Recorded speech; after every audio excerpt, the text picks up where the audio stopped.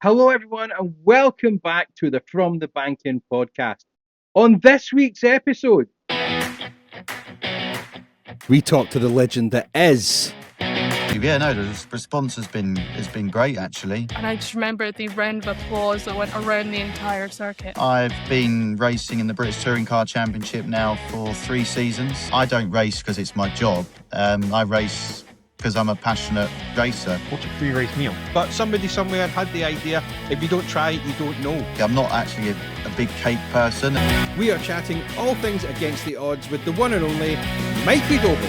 So when me, Amber and Orange and the Cadet Marshal sat down and we discussed this documentary series that's come out, we had a discussion about what guest we could get on this week's show to talk about the documentary. It took us all of about half a second for everyone just to say Mikey Doble. Hello there, thank you for joining us, lovely Mikey. If you would care to, can you tell us a little bit about yourself for maybe the viewers or the listeners who don't know much about touring cars? Yeah, sure. So I've been racing in the British Touring Car Championship now for 3 seasons. I've done my 3 years with PowerMax Racing, mainly in the Vauxhall Astra. So they've ran the Vauxhall for 7 or 8 seasons now. Can't quite remember. I've been racing all my life, so I've been.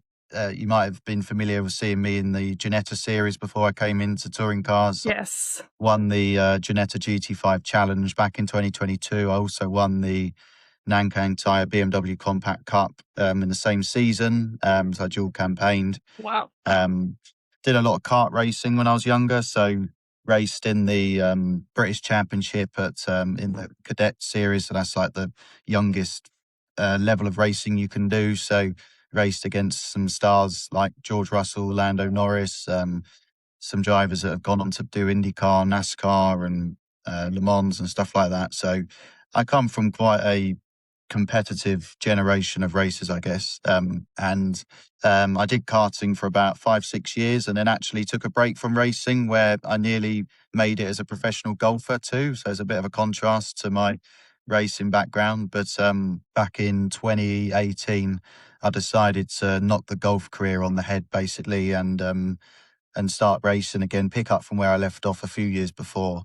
And that was my start. That was the start of my car racing career into the BMW Compact Cup. So it's been a fairly short, steep rise to the top, but a successful and earned one, I'd say, as well, considering the 2 championships I won back in 22 and I've won a lot of races. So, yeah, touring cars has always been where I've wanted to get to. For those that don't know what British touring cars is, it's the top flight level of motorsport here in the UK, based off of production cars that you see on the road. So things like BMW 3 Series, Ford Focus, that sort of thing. Heavily modified into the spec of the British touring car, which is set by the series organisers as how the cars are. So they're all 2-litre engines, one 2-wheel drive cars, all producing round about 400 horsepower. And it's very entertaining racing, as everyone that watches it knows. Yes. Definitely. You seem very knowledgeable about, obviously, motorsport, but definitely touring cars in general. Did you grow up watching touring cars or motorsport in general? Just more Massively, curiosity than anything. I'm a big motorsport nerd, but even more so a touring car nerd. In fact, the last race, last touring car meeting that there was that I wasn't involved in, I was actually a paying spectator in the grandstand at the top of Paddock Hill Bend at Brands Hatch. And I remember sitting on the grid a year later, exactly at the same meeting. I think I qualified P9, I think. And I was right in the middle of the championship contenders that year. It was like Ash Sutton, Tom Ingram, had Colin Turkington around me. And I looked up at the grandstand and I thought, a year ago, I was sitting up there with a ticket in hand, buying my grandstand seat. And a year later, I'm not just on the grid, but in the middle of the championship fight.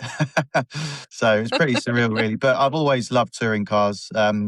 I know everything about it. I always grew up going to Brands Hatch, my local circuit.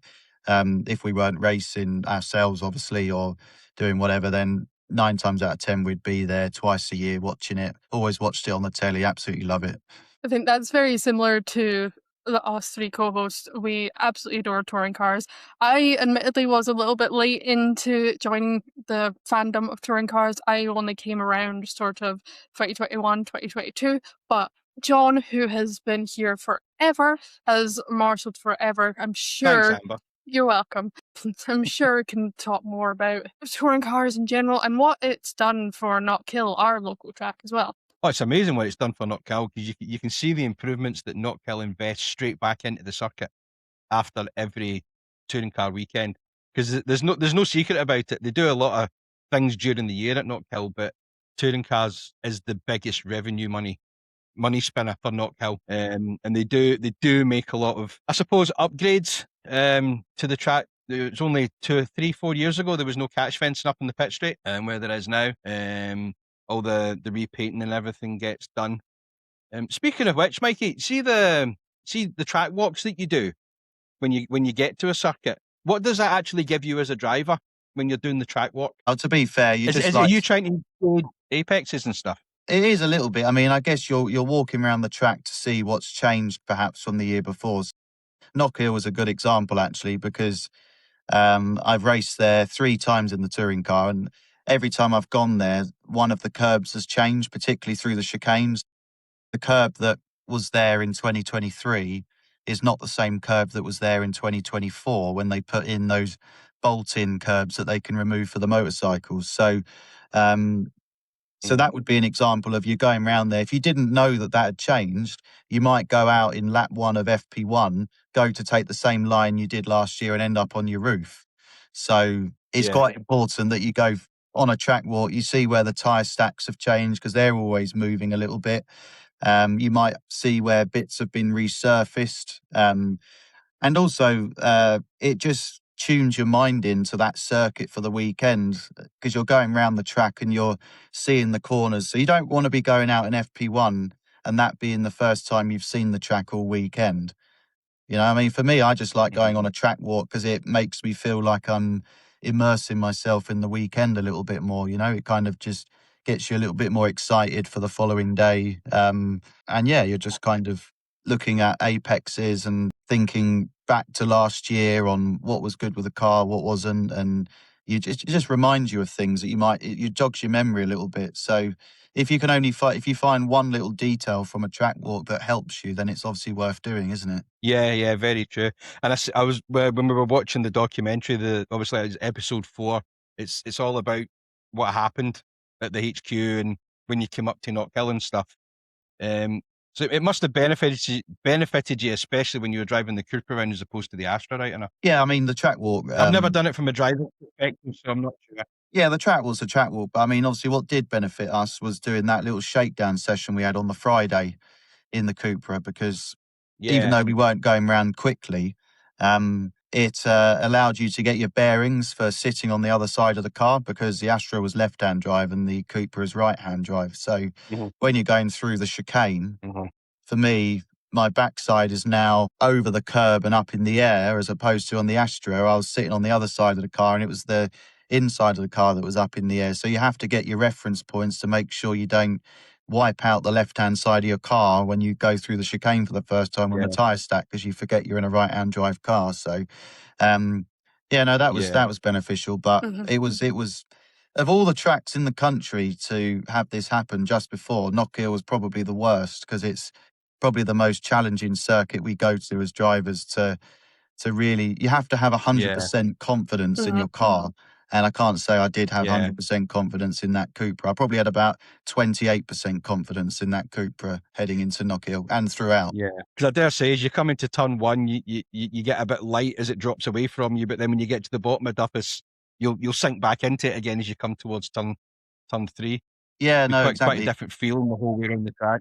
Yeah, no, I mean, just from the fact that it's the Astra to the Cupra, that felt a lot different through there in terms of reference points on your apexes. But the car was not a happy bunny around that circuit, and it was trying to kill me basically for 2 days solid. Well, firstly, could you just for everyone listening at home, could you put into words the amount of effort that the team had to put in from finding out about the fire to actually getting to Knockhill? Because that must have been some team effort to get that car up and running. Yeah, I mean, going back to our docuseries, episode 4 is called 5 Days to Survive, and the clue is in the title. We literally had 5 days to go from nothing to a race team that's ready to go with all of the equipment, the tools, the hospitality, to get to Knockhill with 2 cars that were completely foreign to the team. Obviously, we had to borrow them and rent them from other teams in the paddock. It's like saying you've got to move house and you've got to do it all in 5 days from the moment you actually find out you've got to move house. It's that intense. Yeah. And you've got to And you, borrow you a load of mentioned in that vans to do the episode, transport. yeah. I mean, you mentioned in that episode as well. It wasn't just your team did a phenomenal effort to get it there, but it was the other teams as well that were helping out. You, as you mentioned the peers all came together to help each other out to get you racing that weekend. Yeah, no, exactly that. Some teams lent us some furniture for the hospitality because obviously you can't undermine how important that part of it is as well, because you've got people that have paid to come up there and watch us and sponsors and whatnot. So we had the hospitality, furniture, we had tools that teams had lent us to get through the weekend. So special tools that that you need to do things like jack the car up and do the tracking, stuff like that. I don't mean your 10mm spanners, but specific touring car tools that you need. And Yeah. even things like tyre trolleys, they were gone as well. So to be able to take all the tyres down to pit lane. So, all bar a couple, I think everyone pretty much chipped in some way to help us. And, we would have done the same if the shoe had been on the other foot. And Exactly. although everyone's Mhm. competitive on the grid and wants to, have each other when you're on the circuit, I think with a team off the grid, it's no good for anyone, because we want as many cars on the grid as possible to put on the best show. Yeah. Definitely. And just I think when you were that talking there about the specialist equipment for lifting the cars up, I was on, we call it post 10, but you would know it as the marshal's post just before you come into the pit lane. So I was basically on the grid this year, or last year, should I say. There's some pressure comes out of those when they put the airline in to jack the car up on the grid, because it leaves massive big holes in the tarmac just before you leave. God, yeah. Yeah, I think Race it was actually race control Knockhill tend this not year. to be happy with that. I think it was Knockhill this year because it was so hot. I think they actually asked the Yeah, it was, teams to put wooden blocks underneath the jacks for the cars, so they didn't put those holes in the ground. I'm sure that was Knockhill. Yeah. Well, Yes. after the second race, Knockhill themselves had to come out, and it was like liquid tar they put into the tarmac just to fill up the holes. Not to make you feel bad or anything. No, it's not. Nothing to do with drivers. It's just like you say, Mikey. It was the heat. It was everything Mhm. else. And when they put the airline in, it comes with some pressure to lift the weight of the car up, doesn't it? So Yeah, something's all got the to give. drivers will have to go on a diet before next year, so we don't put so much pressure on the floor. You don't look like you need it. I do. I think, oh, you do? You don't look like it. Take that as a compliment. Your family business, as we can see you lovingly representing, sells motorcycles. What made you choose to race cars rather than bikes? Because I assume that's all you'd known sort of all your life. Yeah. So to be truthful, I was born into it. My dad raced cars all his life. My granddad and his brother were Grand Prix long circuit gearbox kart racers. So actually, the racing has normally always been 4 wheels. We have had a few family members, like I think my granddad's brother and my second cousin, that have done a little bit of bike racing, but predominantly it's been cars. So from the age of 3 years old, 2 years old, well, actually, from the very beginning, I've always been at race circuit, but my dad would always take me to Brands Hatch to watch loads of car racing, British touring cars. We'd go and watch the Formula Ford Festival. We'd go and watch big trucks, loads and loads of meetings we'd go and watch. And obviously he was racing as well. So he actually raced, I'm sure you'll remember, the Seat Cupra Cup when it was on the touring car package back in the mid to early 2000s. So the first generation of Cupras, he was in that championship. So he was on the Toka package for 3 years. And before that, he's raced open wheel racing. He's done Formula 2000. He did the V6 Euro car, which was a big championship back in the late 90s, kind of like a little NASCAR inspired championship. So, and yeah, I was in a kart from the age of 7 years old around our workshop yard, just with old motorcycle tyres scattered around the floor, making up little circuits. So I've always loved it. It's always been kind of in my blood, really, to do it. And the bikes I definitely don't have the same passion for bikes as I do cars, bizarrely enough. You know, I am interested in them. You know, it's still engines and two wheels instead of four. But even when I go and watch bike racing, you know, I'll sit there and I'll enjoy watching it. But it doesn't make the hairs stand up on the back of my neck like car racing does. When you go and watch a nice, you see a classic F1 car, you know, with the raw sound, you know, V10 or something like that. For me, it's car racing all day long. Excellent. I mean, Aaron, you're very quiet there. Yeah, I was going to say, Aaron, you're very quiet. Yeah, I'm just letting you guys talk. I'll be honest. You know, it's very interesting, to be honest. I was just thinking there with your dad, in the 2000s. I was actually born back then, so I won't remember that at all. I've only been watching touring cars since 2024, because first ever race I actually watched was the Not Kill one. I never watched it on the TV before I actually went to Not Kill. But I get what you mean by your hair standing up and just hear the cars. I mean, like, the sound of the touring cars, for me, it's just something you cannot beat with anything out there. Yeah.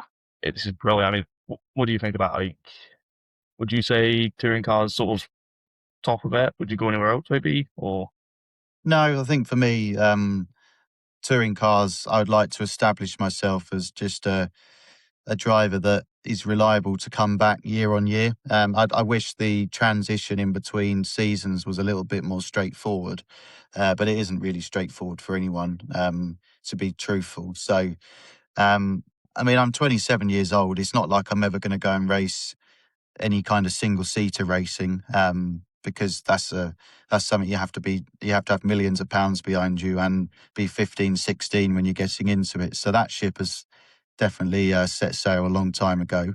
I mean, I could race something else if I wanted to, if I wanted to focus on GT racing or sports car racing, but I don't race because it's my job. I race because I'm a passionate racer and I just love racing. So I race touring cars for the pride of wanting to do as good as I can do in the championship. You know, I want to win as much as anyone, but ultimately it bears no financial impact to me whether I finish first or last. So, you know, I'm there because I don't want to say hobby racer because that it degrades me a little bit as a driver, but it's not my profession. So I enjoy every minute of it, even the not so good weekends. I always come away with a smile on my face and always try and take everything in when I'm there. And I don't think I'd get that same buzz and passion towards any other racing that is within my reach, if you like. You know, if I went and did GT racing, it might work out financially better for me, but I probably wouldn't enjoy the racing as much. It would become more like a job than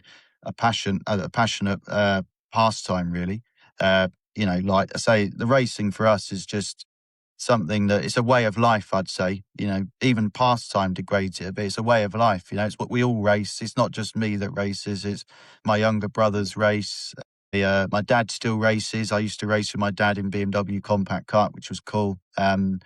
So yeah, the minute I start to take my racing internationally, I just think it'd probably lose a little bit of that family buzz that we have of all going together. It'd become more like living out a suitcase and catching flights and all a bit more I think there's something very special about touring cars as well, though. Yeah, there is, and it's very the way it's very close. There's sometimes wee knocks here and there, you know. Well, yeah, no, you can't beat the racing, can you? I mean, it's probably the most exciting racing we have in Europe, for sure, and some of the best racing you'll see around the world. The drivers in it are very good. When you think we've got 25, 26 drivers, I think of the grid we had last year, so say 24 drivers that started the season, I think at least 20 of them have won a race now, because I hadn't won last year. Sam Osborne hadn't won a race.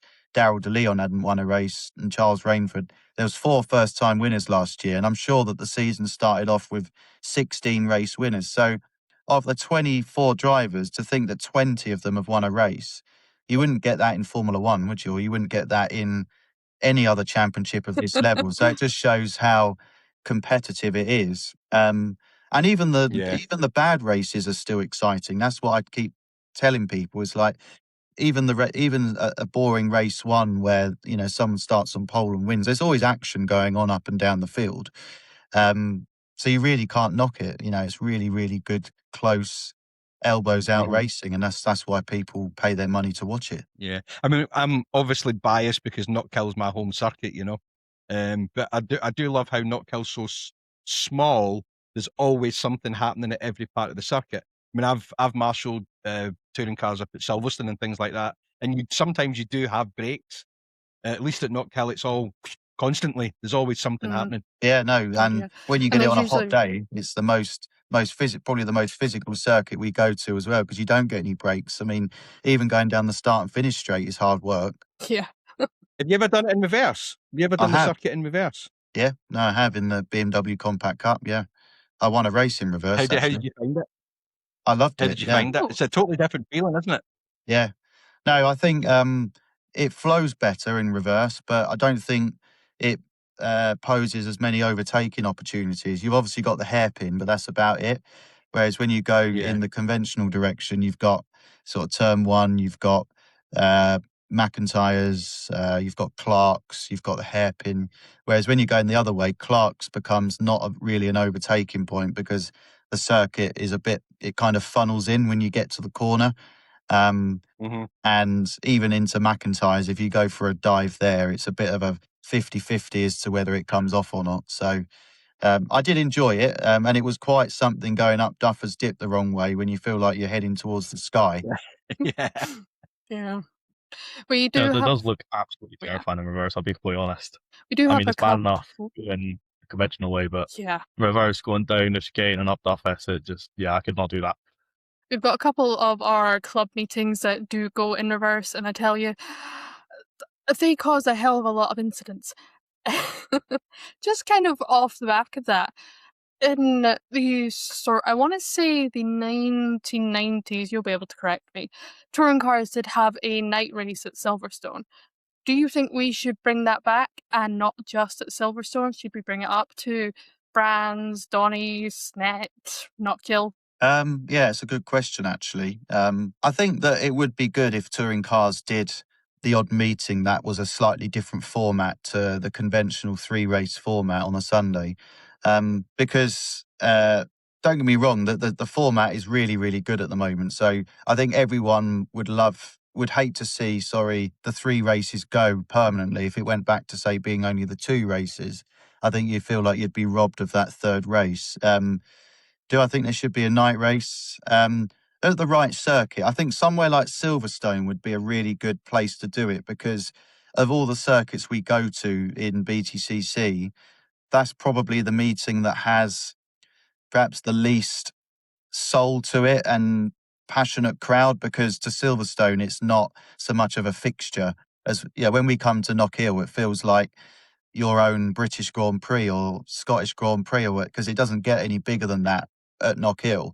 And you feel that as a driver, because you feel like everyone's come out to watch touring cars around not just the area, probably Scotland, because you haven't got another track that's remotely close to you.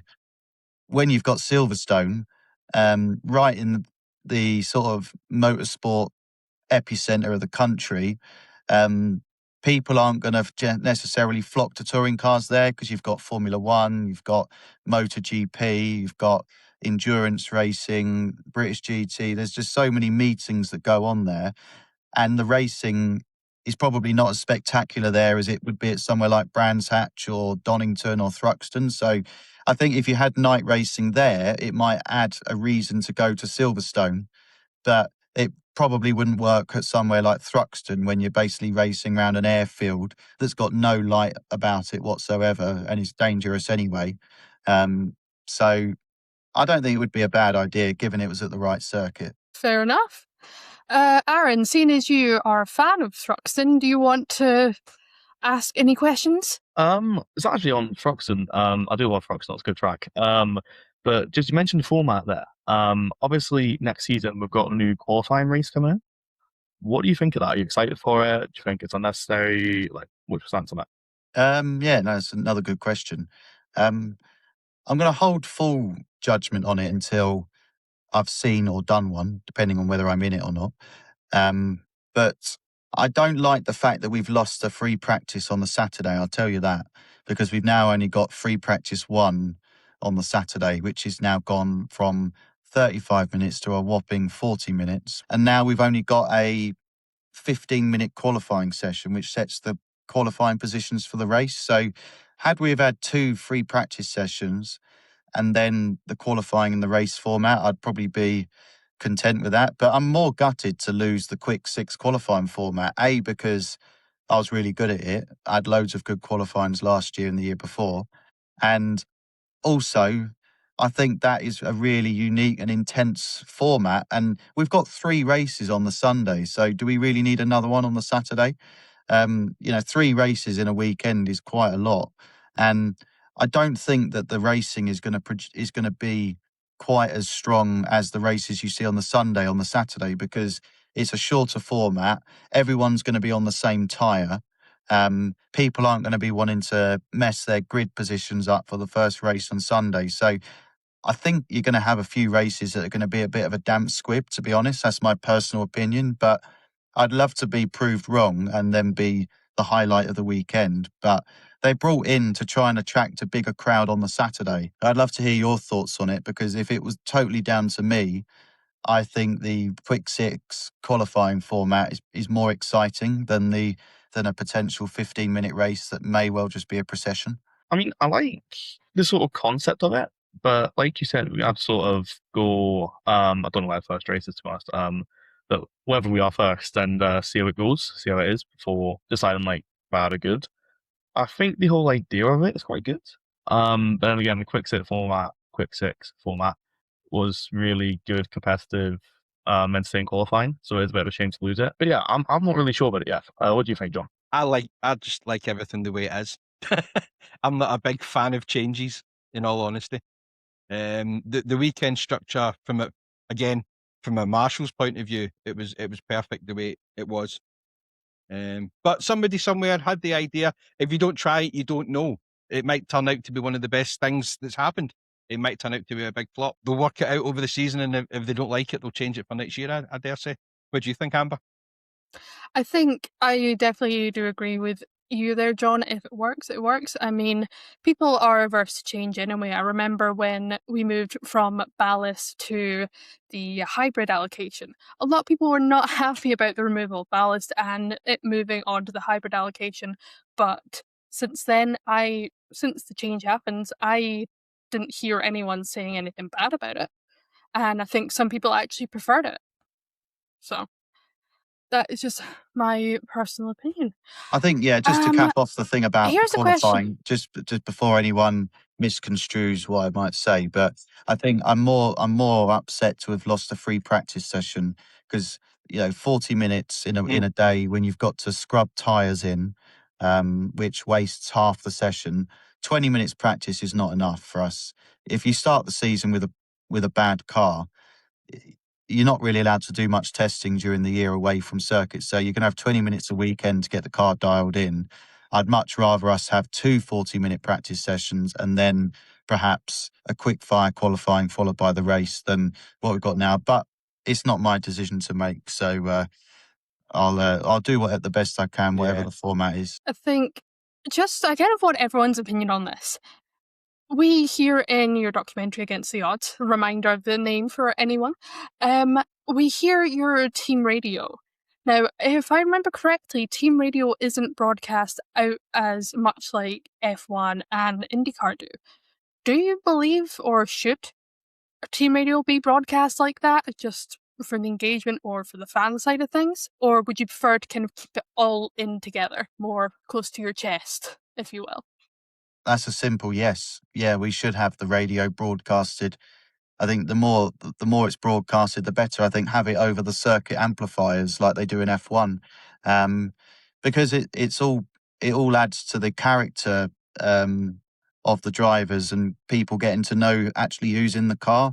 Because if you don't watch touring cars religiously and you don't follow the social media pages and catch up on all of the news bulletins and that, all you are watching is cars go around a track and names on a window. You don't actually know anything about that person that's inside the car. When you've got things like the team radio being broadcasted out, just as an example, at least it gives someone a voice to associate with that person, what they might sound like and what they're like in the car, what their temperament is like. It should be used to elevate the show a little bit. As long as they've got a little bit of time to filter out any foul language, as they do in F1 anyway, then I don't see a problem with it. I think it just adds to the storytelling element of the championship. Yeah, because I dare say if you have an off somewhere, you're gonna have choice words come out your mouth sometimes that you wouldn't want broadcast. I rarely go off unless I've got a BMW in my back quarter pushing me off. So That's very true. It's very true, very true. Kind of on that note, and then that'll be all of my questions. When you have one of those incidents, as marshals we call it, a Code Brown moment, very similar to what happened at Snare-Don Race 2, what kind of goes through your head? Or are you just kind of in autopilot, completely focused, and your brain just knows what to do effectively? yeah, it's more instinctive, really. You don't have time to think about it. With these cars, when you get out of shape and that, quite often, as long as you don't panic, the cars do sort themselves out. So, by not panicking, you're not slamming on the brakes when you don't need to. You just keep your foot in. In a front wheel drive car, you can save some phenomenal slides and it looks really entertaining to watch, but it's actually very easy to save. So obviously if you're heading locked up on wet grass towards the barriers, there's nothing you can do other than brace for impact. But when you get out of shape and you just have to sort of slow everything down. I think the best drivers in the world, their perception of what's going on is a lot slower than the not so good drivers that are a bit panicky and don't have full control over their inputs. So if you listen to any quality racing driver like Senna or Verstappen or whatever, they'll be processing everything so much slower than you think. They're looking so far down the road, they've already processed things. So when something's happening, they're so in tune with the car, what they've got to do. Like it just becomes an extension of their own arms and legs. If you slip or something on some wet ground, you just recover it, don't you? You don't think about how to recover it. Otherwise, it's too late. You'll be on the deck. So it's the same when you're saving a race car. I had never thought of it that way. I mean, I guess that you guys, because of your years and years and years of being in a car or a bike, whatever, you would kind of instinctively know. So thank you for that. John, do you have any other questions? Or Aaron? Aaron, go for it. I've got quite a short one here actually. You mentioned you raced your dad before and your brothers race as well.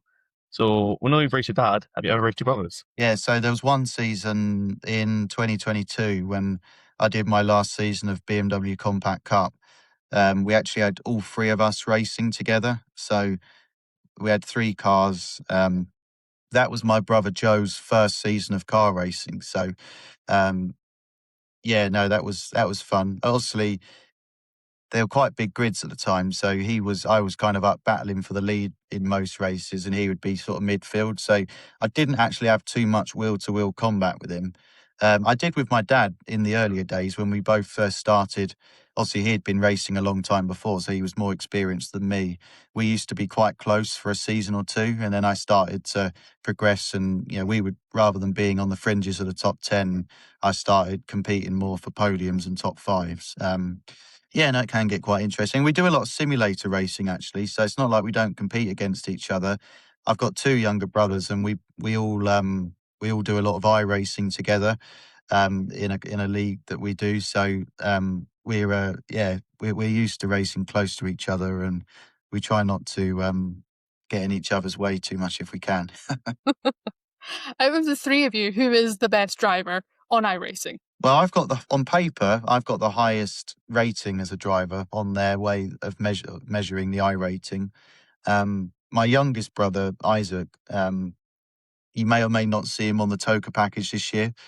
I'll leave that out there. But he was the Fiesta Junior champion of last year. So it was his first season of racing properly in cars. he got his license just this time last year, and he's actually went out in a really competitive field of 25, 26 drivers and won the championship in his first attempt.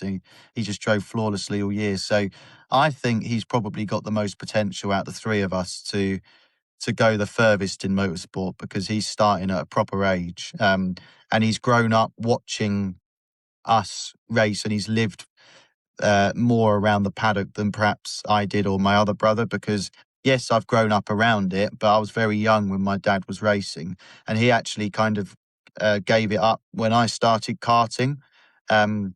Whereas Isaac, he's grown up with all the knowledge I've gained, and being around a touring car team and in the Ginetta stuff and with all of us racing, he's like a sponge. He's absorbed it and he takes everything in, takes note of everything. So once he started racing, he had all this knowledge. He probably had about 20 years worth of racing knowledge before he's actually started, so I think that will pay off well for him in years to come. So watch out. I should be the one watching out, to be honest. He'll be coming for my drive. Talking of I'm things sure for the future, really, really enjoyed watching the docuseries on YouTube. Do you know if there's any plans to do it again for this year, at the end of 2026? Will there be possibly another thing going out about it? Potentially. Obviously, I've got to sort myself a drive out first. But if it does happen, then I think I'm set for my team to be around me again this year. It depends how we want to play it. I mean, we might do it slightly differently. The original plan for last year actually, was to kind of do like a monthly video. So kind of all of the interviews and storylines from the last month, and kind of do it more as a recurring theme throughout the year. And then for one reason or another, we didn't do it like that. And we were posting a lot of content throughout race weekends and little shorts and that were going out during the weekend. But the real storylines and the interviews and that, we just, we didn't want it to go to waste. So I think about 200 hours of editing has gone into that docuseries, let alone obviously all of the time spent capturing that footage from last year. There's a monumental effort from Superhub. Those guys are new to motorsport. They're a fantastic agency that are based down in Devon. And if there's any other drivers that are watching this, I would definitely recommend getting in touch with those guys to see if they can help them out. Because ultimately, the reason for doing it is to elevate my profile and help me get more sponsors and give them better value. Because now I've got the whole touring car world essentially watching me in this last week, and it just raises awareness of my brand and who's associated with me. So there is a bigger reason behind doing it than just for the fun of it. And they've done a fantastic job. They've knocked it out of the park, really. So credit to them. Yeah, I mean, I don't know if my question came through before when I was having the internet issues. But you say about sponsorship in the documentary, and there's a lot of effort goes into it, isn't there? And it's not what everyone sees. There's a lot of behind the scenes stuff, and you're talking to loads and loads of different people just to try and get the sponsorship in. Yeah, no, it's a never ongoing grind, really, to try and bring in the sponsorship for this championship. The teams aren't well funded enough to pay for the cars to go round, that they don't have to ask the drivers to contribute. So the drivers pretty much up and down the pit lane, barring a few big names, have to bring some element of sponsorship to the team to make the cars go round. And that's probably the biggest barrier to for the championship being open to a lot more drivers. And hey, I'm no whiz when it comes to raising sponsorship at all. I just consider myself lucky to have done the time I've had in the championship. Even if I never race it again, I've still had 3 fantastic seasons. And you just make a decision. We took a bit of a risk to do it as a family, because I've never started a season with the amount of money that it takes sitting there in the bank to go and race it and think, oh, it's all right, I'll just take the money out as I need it. I've had to try and find it as I go along, whether that be sometimes through sponsorship or through work. One way or another, the money has to come in, otherwise you don't go racing. So, we definitely we've paid the price for it in other areas, but it kind of goes back to this whole attitude that I said earlier around our family. You know, we're racers and that's what we do. You know, we don't have many other sort of hobbies or interests. You know, we don't go on lots of holidays and go halfway around the world doing stuff. You know, going to racetracks is our kind of main purpose, if you like. Yeah, we'll do a lot of things to try and make it happen, and that's kind of where we've been the last 3 years. But everyone's different. Everyone has their own unique set of circumstances. You know, credit to anyone that manages to get it done and get out there on the grid and give it a go, because it's not easy. I think you've already answered this question, but is that the one thing you wish the sort of general public knew about or understood about being a racing driver? Is that not all of you are rich and have millions and millions and millions of pounds in the bank ready and waiting to go? Or is there something else you wish the general public kind of understood? Well, I think you can look at it both ways, two ways really, because the fact that the public, for the most part, look at us like we're some kind of superhero, and this famous racing driver that must live in this kind of ulterior universe, is a bit. I mean, you get used to it after a while, but people don't realise that you're just normal people with normal jobs that go to work. They think you're professional racing drivers. So I don't know if that would change people's perception on the drivers and the championship if they realise that actually they're normal people that go to work and actually have to pay to be out there. It might degrade the drivers a little bit from that persona that people think we are.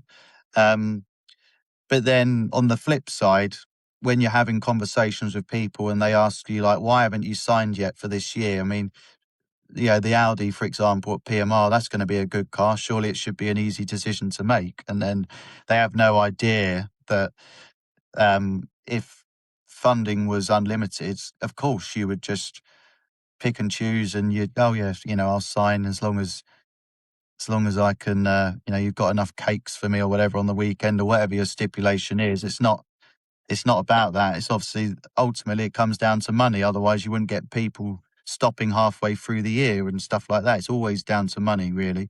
And it is a little bit sad that is the reality of it. But unfortunately, that's the reality of motorsport worldwide, isn't it? Even Formula One, it all comes down to money at the end of the day. If you don't have the money, then you're not going to have a very good car and you're not going to be racing. So, No, exactly.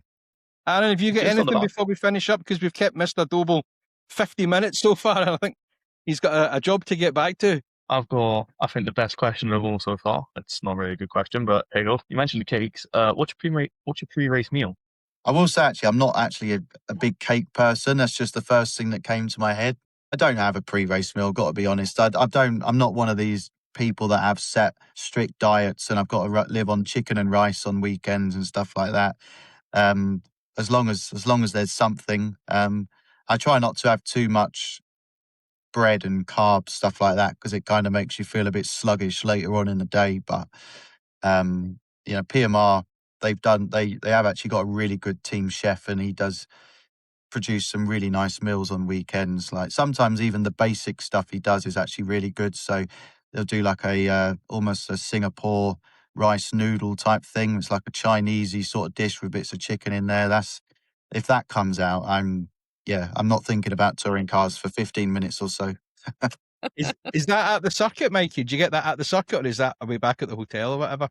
No, the circuit. You know, we've got from the hospitality unit, he cooks all of the meals for the guests and the team out of the back of an articulated lorry. So it's all converted into a kitchen. So we know where we're going after we're finished marshalling. Just kind of off the back of we're talking about food now. In the first episode of Against the Odds, once again, name dropping, go watch it. You mentioned curry twice. What is your usual curry order? Well, I don't have one because I have so many that I have to change it up a bit. I actually had a curry last night, actually. Anything from a chicken dansak. The one I had last night was really spicy, actually. So that was quite a nice one. To chicken tikka buna.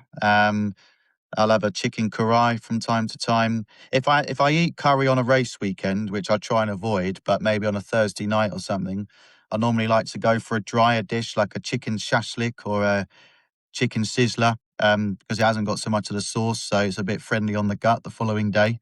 Um, so, so yeah, there's about 5 or 6 dishes that I flicker between. But I do love a curry. Yeah, Looks like I know that's what I'm having something for that's dinner definitely tonight. ingrained into our family. Looks like we all know what we're having for dinner tonight. I believe that is it for me, John. I've got nothing else. Aaron, have you got anything? Yeah, I've got one more.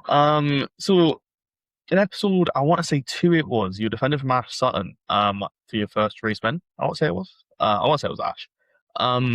So just back of that, who is the hardest driver you've ever had to defend against? Oh, that's a good question. Well, if you want to see a really good defensive drive, type into YouTube when you've got some time the 2022 Ginetta GT5 finale at Donington Park when I had to win the championship there because I had 20 minutes of absolute terror from one of my championship rivals and I had to finish ahead of him to win. So that's probably the toughest defensive drive I've ever had because of what was on the line. In touring cars, I don't really know, to be honest. I mean, Ash put up a fight last year, but I seem to have the pace to cover him off in the areas that were needed. So I can't say that that was the most challenging drive I've ever had to do, other than the pressure that was on it for being what it was and getting the first race win. Yeah, no, I'm going to have to say that Ginetta drive in 2022. Check it out. It's a pretty intense race. I'll put it that way. Yeah, who was the driver? It was a guy called Harley Horton, who was behind me. He's gone on to race in Europe now in like ELMS on the Nürburgring Nordschleife. The other championship contender that year was Will Jenkins, who's now a Porsche Carrera Cup driver. We also had a fantastic battle that year at Croft when we were supporting the BTCC. I think it was only for like 4th and 5th, but the cameras were literally on us the whole time because the battle was just so immense. And I managed to hold him off for the whole race. So I think he ended up saying at the end of that year, I was the hardest guy to overtake he'd ever raced. Is there anything Yeah, that but you'd that's like to what put I out mean, there, guys. Mikey? Is there anything that you've got in your head that you wanted to get into the podcast for anything? Or even ask us as marshals. What is the, in all your years of marshalling at Knock Hill, what's the most exciting race, British touring car race you can remember?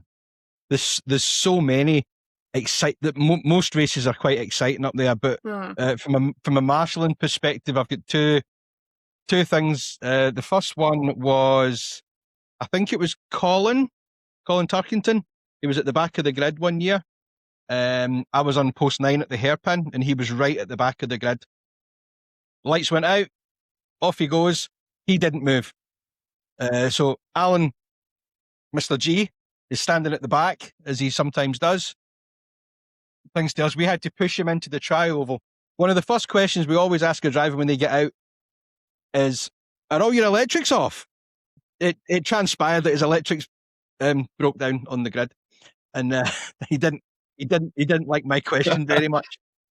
And probably the second one, the most recent thing, was Mr. De Leon, last lap, last race this year, well, 2025. He decided to break down in the pit lane entry. Yeah. Me and my daughter had to push that car up the pit lane. That's not nice. until the team came off the pit wall to push him up the rest. But yeah, every race for me, every meet for me for touring cars at Knockhill, everyone is special and everyone's amazing because they're always jam-packed and they're full of action for every single one. Amber, you're probably next for the amount of time you've been doing it. You go for it. Oh, Lord. Mine are both from 2023 and 2024, and they involve the exact same driver.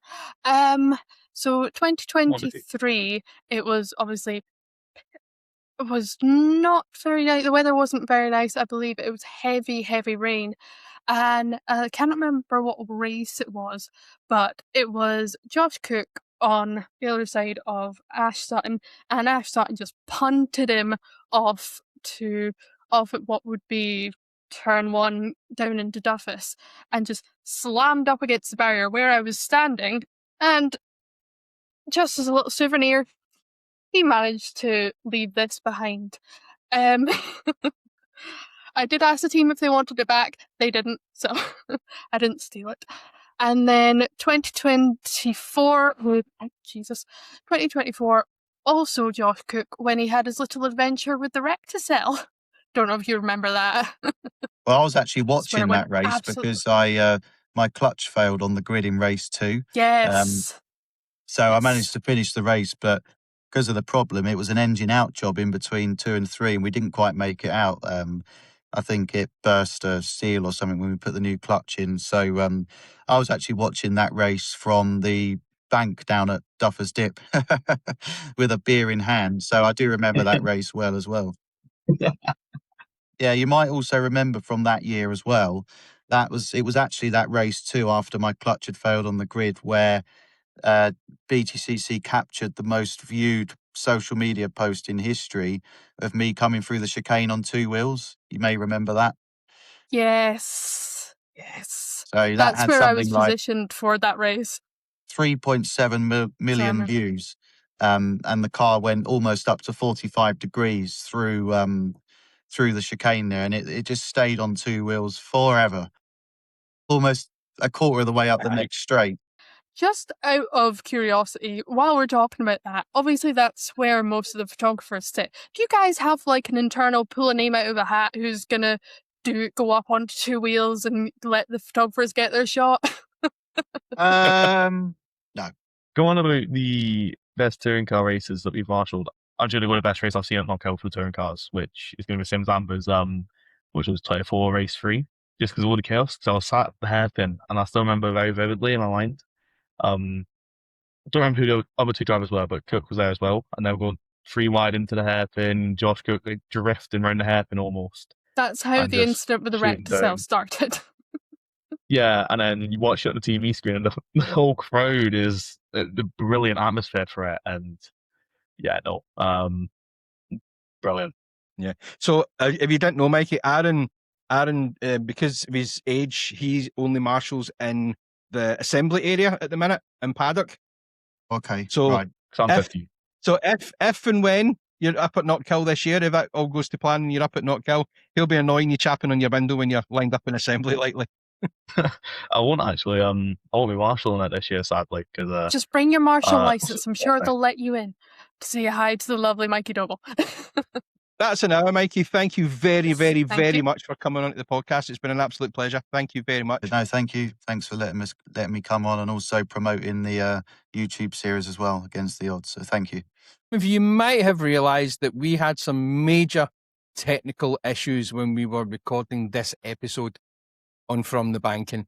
I had major internet issues here, and you may or may not know that we use Riverside for recording our podcast, which unfortunately needs an internet connection. We were having work done close to here, and my internet connection kept going down. So thank you very much for sticking to the end of the video if you're watching it on YouTube, and thank you very much if you're listening to it on one of the streaming platforms. It has been a struggle with this one, which is very, very unfortunate for us, because we were really, really, really looking forward to this episode and recording with the lovely Mikey Doble. Hopefully, within the edit, I've managed to get everything all cohesive and everything seems like it went normally. But you'll notice in the screen and some of the things on the screen, the avatars would disappear at certain points and come back on. But yes, we did have some internet issues. We fought through. Thank you very much to Amber and the Cadet Marshal on this one. If it wasn't for them, this could have all fell to the wayside as quick as it started. And a big, big, big thank you, as always, to our guests on the show, which this week was the wonderful Mikey Doble, British Touring Car Race winner, Snetterton 2025. Please, please, please go onto their YouTube channel. You've got Mikey Doble Racing, Powermax Racing, and they have the docuseries Against the Odds, which is a story of PMR or Powermax Racing from 2025, and it does highlight in episode 4 the struggles that they had after that terrible fire they had at their headquarters and how they managed within a week to get racing up at Knockhill. Thank you very much for listening again, guys, and watching if you're watching on YouTube. and we'll see you all next week.